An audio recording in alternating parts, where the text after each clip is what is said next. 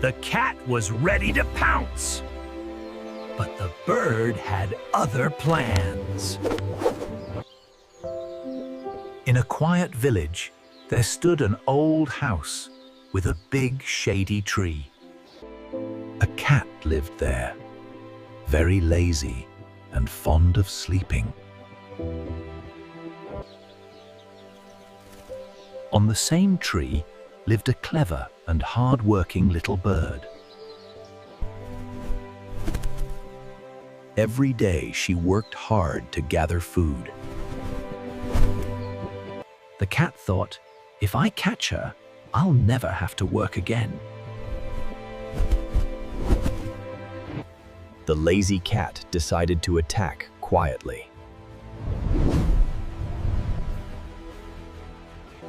But the smart bird had already set a mirror trap to spot danger early. You're so lazy and useless! That's not how you hunt!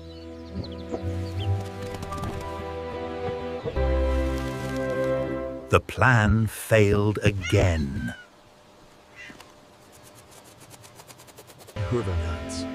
The clever bird sat high on the branch, completely confident.